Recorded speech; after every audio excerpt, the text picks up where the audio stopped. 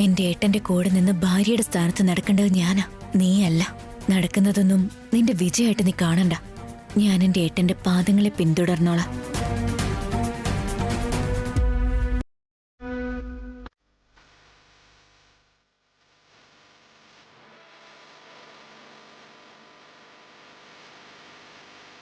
എല്ലാം വളരെ കൂളായിട്ട് നടക്കുന്നുണ്ടല്ലോ.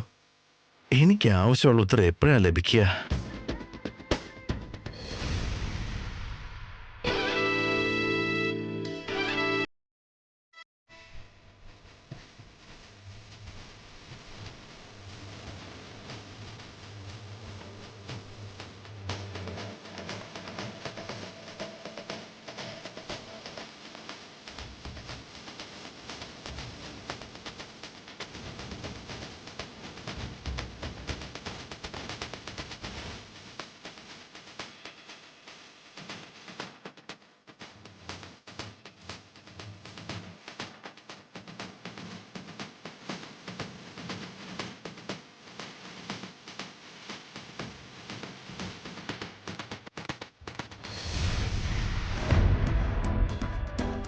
ഇതെന്ത് അത്ഭുതമാ! ഒരുത്തന്റെ കൂടെ നടന്ന് വേറെ ഒരുത്തന്റെ കാൽപാദം ഫോളോ ചെയ്യുന്നു. ഈ ആവനിക്കുന്ന വെളിവില്ലേ?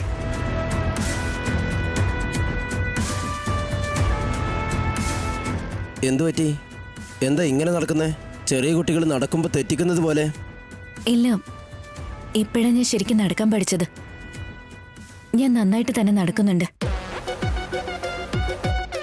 ഗ്യാലറി ഇരുന്ന് കളി കണ്ടിട്ട് വർക്കൗട്ട് ആവുന്നേയില്ല. ഗ്രൗണ്ടിലേക്ക് ഇറങ്ങിയേ പറ്റൂ. ഞാനും അവരുടെ കൂട്ടത്തിൽ ഒരാളാവണം. എങ്ങനെയാത്?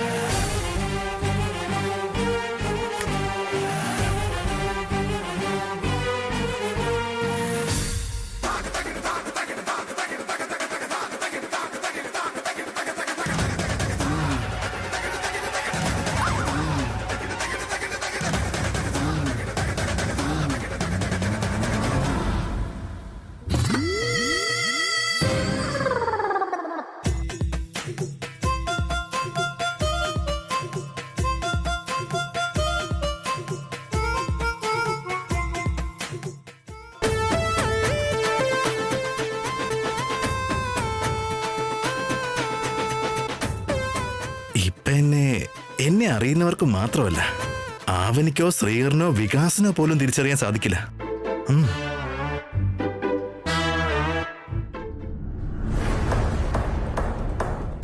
ഏയ്, എന്താ നിന്റെ പ്രശ്നം? എന്തിനെങ്ങനെ കൊണ്ടുവന്നത്? ശരിക്കും പെട്ടുപോയല്ലേ മോളെ? ഞാനോ? ഇല്ലേ? എങ്ങനെ? നിനക്കിപ്പോ ശ്രീകരന്റെ കയ്യിൽ ചരട് കെട്ടിക്കൊടുക്കാൻ നല്ല ആഗ്രഹമുണ്ട്. ബട്ട് വികാസിന് കെട്ടിക്കൊടുക്കേണ്ട അവസ്ഥയിലാ നീ ഇപ്പോ. ഇതിനെയല്ലേ പെട്ടുപോവാന്ന് നമ്മൾ പറയുന്നത്. ഇനി അഥവാ നീ ഇവിടെ എന്തെങ്കിലും ഡ്രാമ കളിച്ചിട്ട് ശ്രീകറിന് കെട്ടിക്കൊടുക്കാൻ ശ്രമിച്ചാലും കഴിഞ്ഞതെല്ലാം മറന്നുപോയ ശ്രീകർ അതിന് സമ്മതിക്കില്ല. അതുപോലെ വികാസിന് കെട്ടിക്കൊടുത്തില്ലെങ്കിൽ അവനും സമ്മതിക്കില്ല. ചെകുത്താന്റെയും കടലിന്റെ ഇടയ്ക്ക് പെട്ട അവസ്ഥയായില്ലേ? നിന്റെ മനസ്സ് പിടഞ്ഞു നിൽക്കുന്ന ഈ കാഴ്ച ഇങ്ങനെ കണ്ടോണ്ടിരിക്കാൻ ശരിക്കും നല്ല രസമുണ്ട്. എനിക്ക് പക്ഷെ അങ്ങനെ യാതൊരു പ്രശ്നവുമില്ല. ഞാൻ ധൈര്യത്തോടെ സിമ്പിളായിട്ട് ശ്രീകരേട്ടന് ചരട് കെട്ടിക്കൊടുക്കും.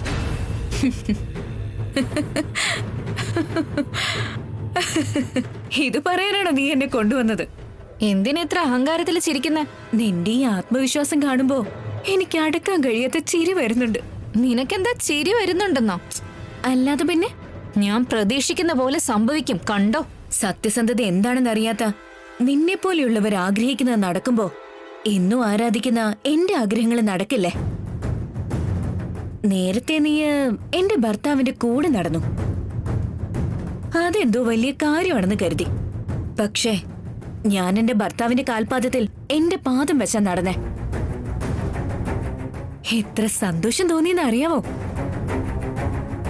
ദൈവസന്നിധിയായത്. ഇവിടെ സത്യസന്ധതയുള്ള ഭക്തർക്ക് ന്യായം ലഭിക്കും.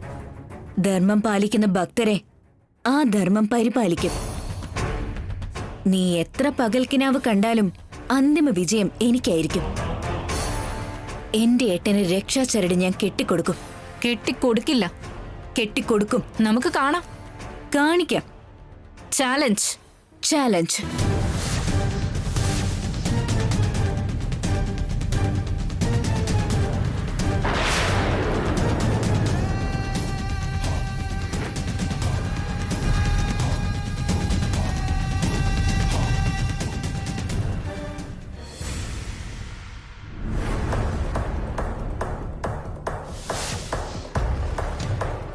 എന്താ ഇങ്ങനെ നോക്കുന്നേ? ഇത്ര കഷ്ടപ്പെട്ട് ഗെറ്റപ്പ് മാറ്റിയിട്ടും തിരിച്ചറിഞ്ഞു കാണോ? ആരാ മോളെ നീ? എന്തിനാ ഇങ്ങനെ തീഷ്ണമായിട്ട് നോക്കുന്നത്? സ്വാമിമാരുടെ വെറുപ്പ് സമ്പാദിക്കാൻ പാടില്ല. നമസ്കാരം സ്വാമി. ഹരഹര മഹാദേവ, ശംഭോ ശങ്കര. മോളിപ്പോ എന്നോടെന്തിനാ നമസ്കാരം പറഞ്ഞത്? നിങ്ങളെ കാണുമ്പോ നല്ല ദൈവത്വം തോന്നുന്നുണ്ട്. അതുകൊണ്ട് കൈകൂപ്പി നമസ്കരിക്കാൻ വേണ്ടി തോന്നി. നിന്റെ അളിയനാണെന്നറിഞ്ഞ അതേ കൈകൊണ്ട് എന്റെ കരണം അടിച്ച് പൊളിക്കാൻ തോന്നുന്നു നിനക്ക്. എന്തായാലും അവൻ എന്നെ തിരിച്ചറിഞ്ഞിട്ടില്ല. ഒന്നും മിണ്ടാതെ നിൽക്കുന്നത് എന്താ സ്വാമി? എന്നെ കാണുന്ന എല്ലാവരും ദൈവ സമാനമായ എന്നെ കണക്കാക്കുന്നത്. എന്താന്ന് വെച്ചാ ഞാൻ ദിവസവും തീർത്ഥം മാത്രമേ ആഹാരമായി സേവിക്കാറുള്ളൂ. അതുകൊണ്ട് എന്റെ മുഖത്ത് ദൈവികമായ തെളിച്ചം എപ്പോഴും കാണാറുണ്ട്. ശരിയാ സ്വാമി. ോ എനിക്കൊരു കാര്യം ചോദിക്കാൻ തോന്നുന്നുണ്ട്. ചോദിച്ചോളൂ. മോള് നിന്റെ ഭർത്താവിന് രക്ഷാചരട് കെട്ടാൻ ആഗ്രഹിക്കുന്നുണ്ടല്ലേ? എന്റെ കല്യാണം കഴിഞ്ഞ കാര്യം നിങ്ങൾക്ക് എങ്ങനെ അറിയാം? ദിവ്യദൃഷ്ടിയുള്ളവർക്ക് സമുദ്രത്തിന്റെ അടിത്തട്ടിൽ എന്താണെന്നുള്ളത് പോലും കണ്ടെത്താനായിട്ട് സാധിക്കും. ഓ, നിന്റെ ഭർത്താവ് എവിടെയാ മോളെ? അതാ അദ്ദേഹമാണ്.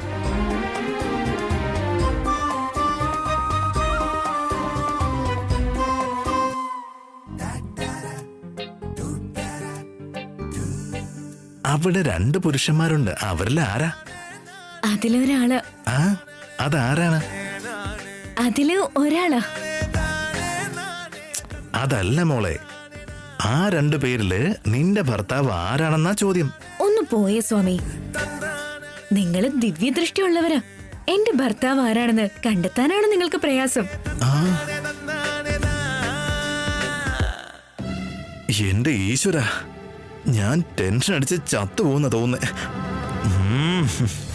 ഓം അയം മുഹൂർത്ത സുമുഹൂർത്തോസ്തു സുമുഹൂർത്തകാലേ സൂര്യാദീനാം നവാനാം ഗ്രഹാണാം അത്യന്താനുകൂല്യതാ ബലസിദ്ധിരസ്തു. ഓം ഗണാനാം ത്വാ ഗണപതികും അവാമഹേ കവിം കവീനാമുപസ്രവസ്തമം ജ്യേഷ്ഠരാജം ബ്രഹ്മണാം ബ്രഹ്മണസ്പദാന ശൃണ്വന്നോതവിശ്ചിരസാദനം യാ ഫലാനിര്യാഫലാ പുഷ്പാച്ച പുഷ്പനേഃ. താലി കെട്ടാനുള്ള സമയമായി. താലി അങ്ങോട്ട് വാങ്ങിക്കോളുക. ഓം ദേവീം വാചമയന്ത ദേവാസ്താമിസ്വരൂപാഃ പുഷ്പോ വദന്തി സ്ഥാനോ മന്ത്രേശമോർജന്തുഹാനാദ്യനർവാഗ്സ്മാന്നോപതിഷ്ഠതൈതോ അയം മുഹൂർത്ത സുമുഹൂർത്തോസ്തു. പെൺകുട്ടിയുടെ കഴുത്തിലേക്ക് താലി കെട്ടിക്കോളുക. മാംഗല്യധാരണ മുഹൂർത്തോസ്തു. ഓം മാംഗല്യം തന്തുനാനേന മമ ജീവന ഹേതുനാ കണ്ഠേ ബദ്ധാന സുഭഗേ സഞ്ജീവ ശരദാം ശതം. മാംഗല്യധാരണ മുഹൂർത്തോസ്തു. സുമുഹൂർത്തകാലേ സൂര്യാദീനാം നവാനാം ഗ്രഹാണാം അത്യന്ത ശുഭ ആനുകൂല്യതാ ഫലസിദ്ധിരസ്തു.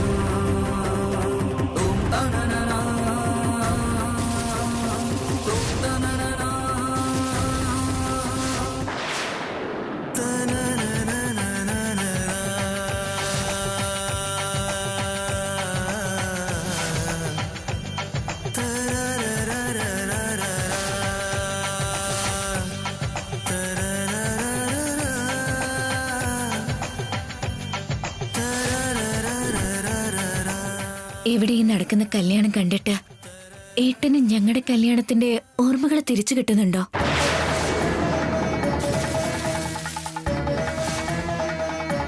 ഈ കല്യാണം ഞങ്ങളുടെ കല്യാണത്തിന്റെ ഓർമ്മകൾ തിരിച്ചു കൊടുക്കുവോ?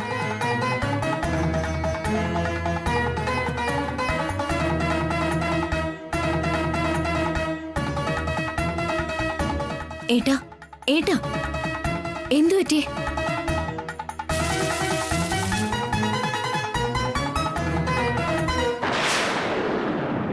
അവനെ പറ.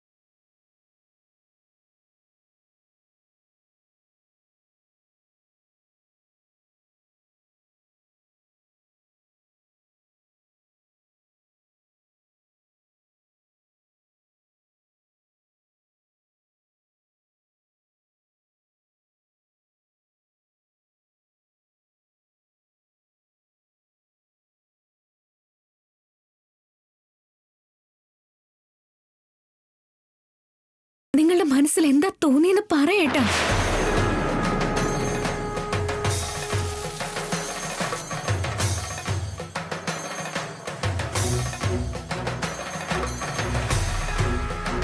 പറ ചേട്ടാ.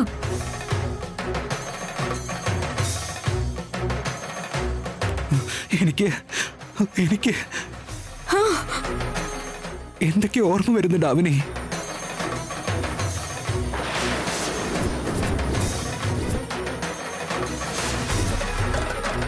ചേട്ടാ നിങ്ങൾക്കിപ്പോ എന്തൊക്കെയാ ഓർമ്മ വരുന്നേ?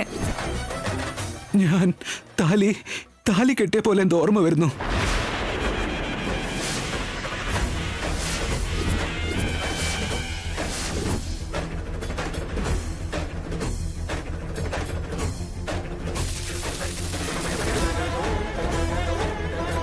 വേറെ പറയേട്ടാ. ഹോമത്തിന് ചുറ്റും നടന്നതുപോലെ ഓർമ്മ വരുന്നു.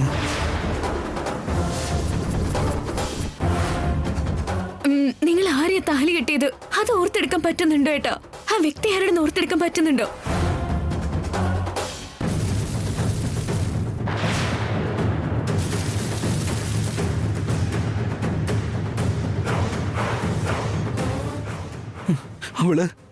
അവൾ ആരാണെന്ന് ശരിക്കും ഓർമ്മ കിട്ടുന്നില്ല. ഓർക്കാൻ ശ്രമിക്ക ചേട്ടാ. ഇന്ന് ഭഗവാൻ നിങ്ങളെ നിങ്ങളുടെ പഴയ കാലം ഓർമ്മപ്പെടുത്താൻ വേണ്ടി ഇങ്ങോട്ടേക്ക് വിളിപ്പിച്ച്. ശ്രീകരന് കഴിഞ്ഞതൊക്കെ ഓർമ്മ വന്നു കഴിഞ്ഞ എല്ലാം ഒന്നിൽ നിന്ന് തന്നെ തുടങ്ങും. നന്നായിട്ട് ആലോചിക്ക ചേട്ടാ. എന്തു പറ്റി ശ്രീകരേട്ടാ? ശ്രീകരേട്ടനെ എന്തിനാ ബുദ്ധിമുട്ടിക്കുന്ന അവനി? അവനെ ബുദ്ധിമുട്ടൊന്നും ആക്കിയില്ല നിഹാരിക. എനിക്ക് എന്റെ പാസ്റ്റുമായി ബന്ധപ്പെട്ട് എന്തൊക്കെയോ ഓർമ്മ വരുന്നുണ്ട്. ഞാൻ ആരെയോ താലി കെട്ടിയതുപോലെ, ഹോമത്തിന് ചുറ്റും നടക്കുന്ന പോലെ സംതിങ്. നിങ്ങള് വെറുതെ ഇങ്ങനെ കൺഫ്യൂസ് ആകാൻ പാടില്ല ശ്രീകരേട്ടാ. ഇങ്ങനെ സംഭവിക്കുന്നത് എന്തുകൊണ്ടാണെന്ന് ഞാൻ നിങ്ങൾക്ക് പറഞ്ഞുതരാം. വരുന്ന മാസം 6-ാം തീയതി നമ്മുടെ കല്യാണമല്ലേ? അതുകൊണ്ട് ഏട്ടൻ നമ്മുടെ കല്യാണത്തെ കുറിച്ച് ആലോചിച്ചത് കൊണ്ടായിരിക്കും. ശ്രീകരേട്ടൻ സംഭവിക്കാൻ പോകുന്നതിനെ പറ്റിയല്ല പറഞ്ഞത്, സംഭവിച്ചു കഴിഞ്ഞ കാര്യങ്ങളെ പറ്റിയാ. അവിടെ അമ്പലത്തിൽ വെച്ച് നടന്ന കല്യാണം കണ്ടപ്പോ പഴയത് എന്തൊക്കെയോ ഓർമ്മ വരുന്നു എന്ന് പറയുന്നു. പൊട്ടത്തരങ്ങൾ വിളിച്ചു പറഞ്ഞ് ശ്രീകരേട്ടനെ വെറുതെ കൺഫ്യൂസ്ഡ് ആക്കല്ലേ അവനി. സ്ട്രെസ് കൂടിയിട്ട് ശ്രീകരേട്ടന് അരുതാത്ത എന്തെങ്കിലും സംഭവിച്ചു കഴിഞ്ഞാ നിനക്ക് തിരിച്ചു തരാൻ പറ്റുമോ? ശ്രീകരേട്ടൻ നടക്കാൻ പോകുന്ന ഞങ്ങളുടെ കല്യാണത്തെ കുറിച്ച് ആലോചിക്കുന്നത്. അതിൽ കൂടുതൽ മറ്റൊന്നുമില്ല. ഏട്ടാ, നിങ്ങൾക്ക് എല്ലാവർക്കും കുഴപ്പമൊന്നുമില്ല? ഇവിടെ എന്താ പരിപാടി? ആ, ഒന്നുമില്ല വിക്കി. ശ്രീകരേട്ടൻ മെന്റലി കുറച്ച് ഡിസ്റ്റർബ്ഡ് ആയിരുന്നു, അതാ. പൂജ ചെയ്തു കഴിഞ്ഞാൽ എല്ലാം ശരിയായിക്കോളും. സ്വാമിജി കാര്യക്രമങ്ങൾ തുടങ്ങാൻ പോവാണ്. നിങ്ങളെ വിളിക്കാൻ പറഞ്ഞു. വരൂ, വാ ബ്രോ.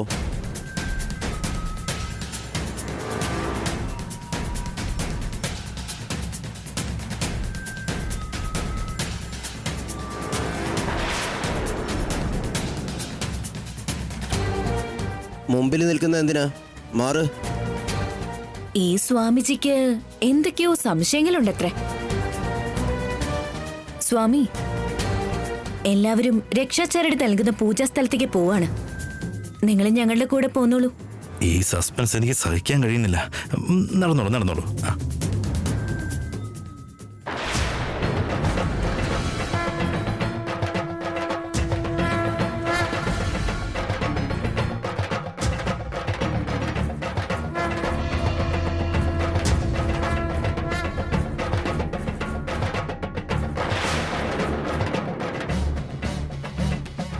എല്ലാവരും കളവൻ ചാർത്തിക്കോളാ, അതങ്ങോട്ട് കൊടുക്കുക.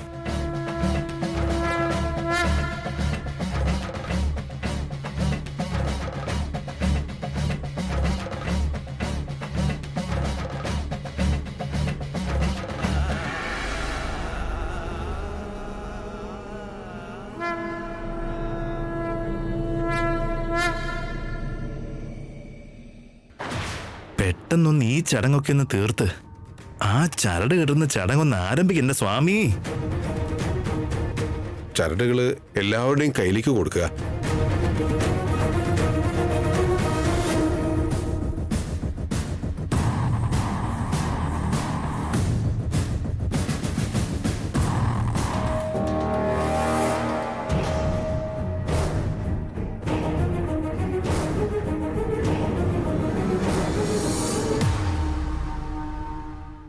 ശരിക്കുള്ള പൂജ ഇനിയാണ് തുടങ്ങാൻ പോകുന്നത്. കല്യാണം കഴിച്ചവരും കഴിക്കാനുള്ളവരും ഓരോരുത്തരായി ഭഗവാന്റെ മുന്നിലേക്ക് വന്ന് ആ ചരടുകൾ കെട്ടിക്കൊടുത്തോളാ. എല്ലാം മംഗളമായി ഭവിക്കും.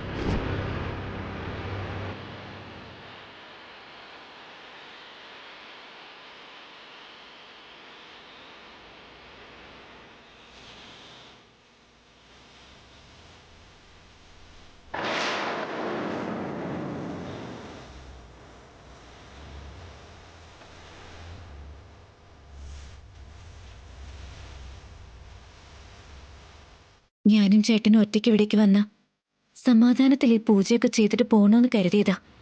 അവസാനം ഇങ്ങനെ സംഭവിക്കുമെന്ന് കരുതിയില്ല. ഇപ്പൊ എല്ലാവരും നോക്കി നിൽക്കേ ഞാൻ ഏട്ടൻ എങ്ങനെ ചരട് കെട്ടിക്കൊടുക്കും? താലി കെട്ടിയവന്റെ കയ്യിൽ ചരട് കെട്ടിക്കൊടുക്കുമെന്ന് എന്റെ അടുത്ത് ചലഞ്ച് ചെയ്തതായിരുന്നില്ല അവനി. ഇങ്ങനൊരു ഓപ്പൺ പ്ലേസില് എല്ലാവരും നോക്കി നിൽക്കേ നീ ശ്രീകരേട്ടന് ചരട് എങ്ങനെ കെട്ടിക്കൊടുക്കുമെന്ന് എനിക്കൊന്ന് കാണണം. അവനി ആർക്ക് ചരട് കെട്ടി കൊടുക്കുന്നോ അവനായിരിക്കും അവനിയുടെ ഭർത്താവ്. പക്ഷെ വികാസിന്റെ കൂടെ അവള്. എനിക്കൊന്നും മനസ്സിലാവുന്നില്ലല്ലോ.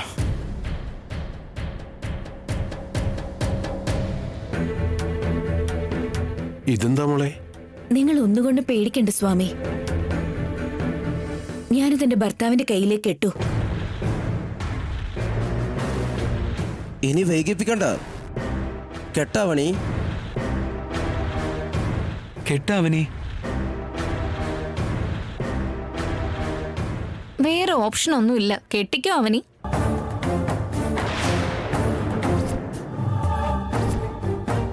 ഭഗവാനെ, ഈ പരീക്ഷണത്തിൽ നിന്ന് ഞാൻ എങ്ങനെയാ രക്ഷപ്പെടുക? എന്തെങ്കിലും ഒരു മാർഗം കാണിച്ചു തരണേ.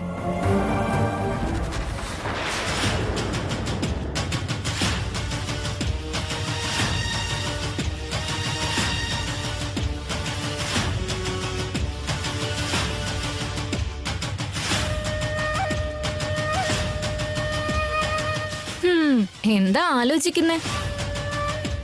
പെട്ടെന്ന് കെട്ട്. എനിക്ക് ശ്രീകരേട്ടനും കെട്ടിക്കൊടുക്കണ്ടേ?